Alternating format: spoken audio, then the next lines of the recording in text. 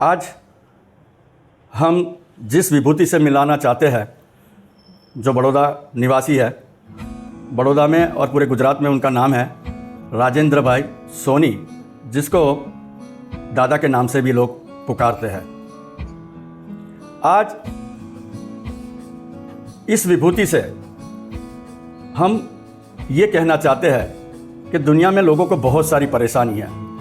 लोग मानते भी है कर्म, भाग्य, मेहनत, ये सब चीज़ें उनके पीछे लगती है और हर इंसान अपनी ज़िंदगी में अपनी ऊंचाई के लिए, अपने अच्छे कर्म करने के लिए, अच्छे काम करने के लिए कुछ न कुछ प्रयत्न करते हैं। भगवान पे आस्था, प्रेम, विश्वास, ये सब चीज़ें इंसान की ज़िंदगी में जुड़ी हुई है। लेकिन आज हम आपके सामने जो आ रहे हैं तो थोड़ा हटके आ रहे हैं। हटके का मतलब जीवन की यही सच्चाई है कर्म की, उसी को लेकर ही आपके सामने पेश हुए हैं। जिस दादा को हम जिस तरह से जानते हैं कई सालों से, तो एक सामान्य जीवन से उनकी एक शुरुआत हुई बड़ौदा में।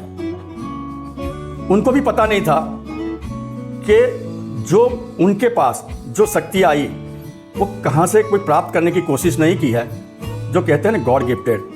इसी तरह से दादा के पास वो चीज़ें अपने आप आई, लेकिन दादा को उसके बारे में दादा खुद अज्ञात थे। अब जब वो अपना जीवन के व्यवहारों का काम करते थे तब उनको पता नहीं था कि मेरे पास क्या है। शुरुआत उनकी वहाँ से शुरू हुई। आज गुजरात के अंदर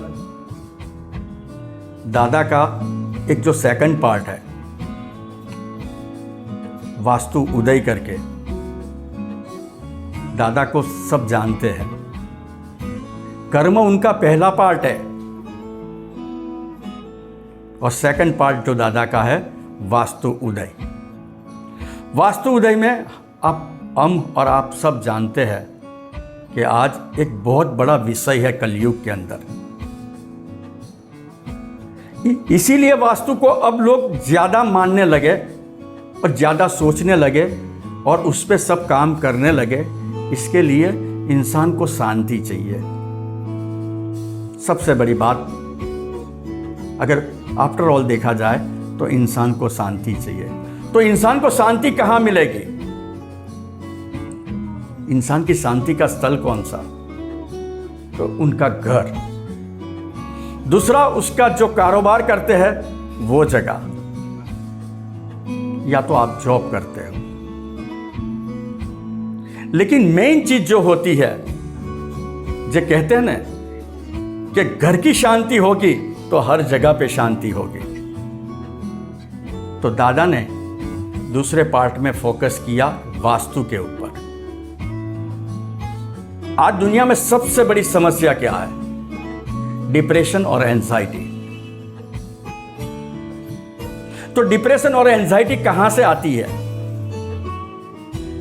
हम सब जानते हैं हर इंसान अपनी अपनी कहीं न कहीं कौन सी मुश्किलों से हम अपना सामना करते हैं। हर इंसान सामना करते हैं, मैं और आप दोनों सब। तो दादा को एक सोच आई कि जिस घर में इंसान रहता है वहां से उनको एक शांति मिले, एक पारिवारिक सुख मिले, एक वैभव का सुख मिले, धन संपत्ति का सुख मिले। ये बहुत जरूरी है। इसीलिए दादा ने फोकस किया वास्तु के ऊपर। तो दादा ने ये सोचा कि जिस तरह से इंसान के पास एक एनर्जी और वाइब्रेशन होता है, तो जगह में भी तो एनर्जी और वाइब्रेशन तो होता ही है। ये ब्रह्मांड तो पूरा एनर्जी और वाइब्रेशन से तो बना हुआ है। दादा ने अपनी सोच से वास्तु को अपना विषय बनाया और अपना विषय बनाने के साथ साथ उस घर के अंदर वो इंसानों का कर्म भी साथ साथ जोड़ दिया। पहले कर्म को सही करे, फिर वास्तु को सही करें। उसी तरह से दादा धीरे धीरे ये पार्ट के अंदर भी जो वास्तु उदय का जो पार्ट है दादा का, काफ़ी गुजरात के लोग दादा से कनेक्ट हुए। पहले उनका कर्म दिखाया जाता था और उसके बाद उनके वास्तु की एनर्जी और वाइब्रेशन दिखाई जाती थी। और दादा के अंदर वास्तु के लिए मैं बहुत अद्भुत चीज़ आपको बता दूं। वास्तु का ज्ञान इतना नहीं है मेरे में, लेकिन मुझे दादा का एक अनुभव के याद है, शायद बहुत कम लोगों में ही होती है चीजें। दादा जिस जगह पे पैर रखते थे उस जगह पे घर के बाहर जैसे उसकी प्रॉपर्टी पे पग रखा, पैर रखा, तभी दादा बता देते थे कि इस प्रॉपर्टी के अंदर ये प्रॉब्लम है। ये अलौकिक शक्तियां उसको वो मार्गदर्शन देती थी, ऐसा मेरा मानना है। ये बहुत कम लोगों के अंदर ये चीजें होती है। साइंटिफिकली वास्तु, दुनिया में बहुत सारे लोग वास्तुशास्त्र का काम करते हैं, लेकिन दादा का एक हटके काम है वास्तु उदय, जो कभी कभी इंसानों के पल्ले में नहीं पड़ता कि किस तरह से, ये क्यों।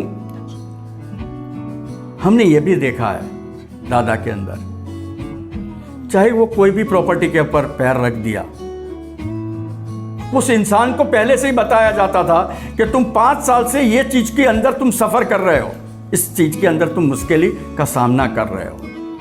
और वो इंसान सामने से बोलता था, हाँ दादा इस चीज की हमको तकलीफ है। ये नॉलेज ये ऊपर वाले की तरफ से होता है, ये मेरा मानना है। साइंटिफिकली वास्तु हम मानते हैं, दिशाओं से जो साइंटिफिक सब रीजंस है उस चीज को बिल्कुल बिलीव करते हैं और वो सत्य भी है।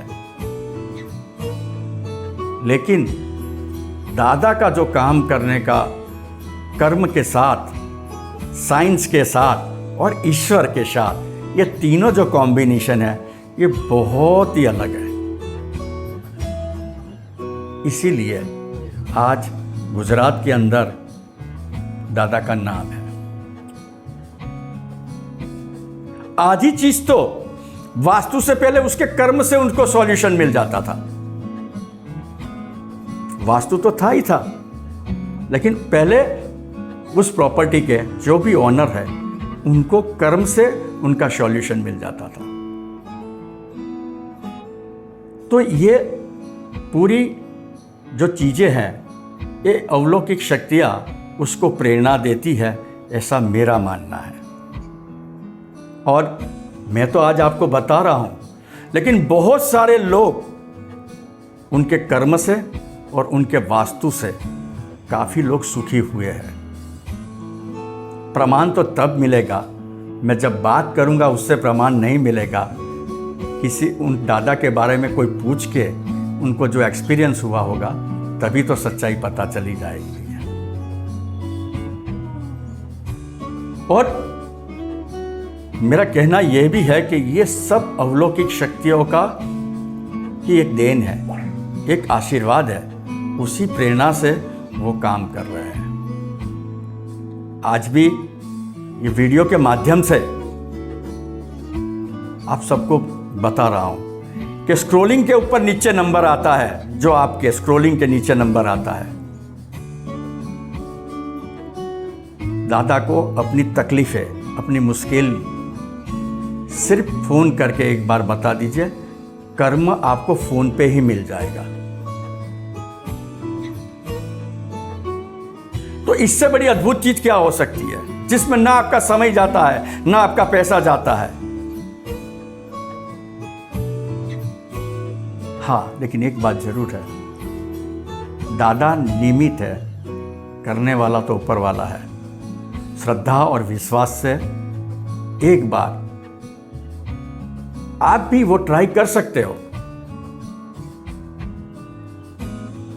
कोई खर्च पैसा लगने वाला नहीं है। इनकी खुद की एक नीयत ऐसी है दादा की कि जितने लोग जुड़ते हैं, जितने इंसान जुड़ते हैं, उनका भला हो। और वो उनका उद्देश्य है आत्मा सो परमात्मा। जन जन में शिव बसा है, तो वही तो मेरी भक्ति है। ये दादा का खुद का मानना है। तो ऐसे इस जमाने के, इस दौर के अंदर बहुत हम लोग सब भटकते हुए इंसान हैं।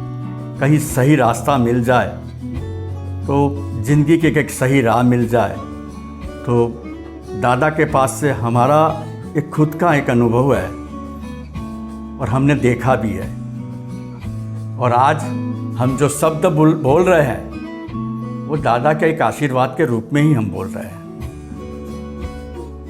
ये हमारी सोच नहीं बोल रही है, ये हमारी आत्मा की आवाज़ हमने आपको दी है।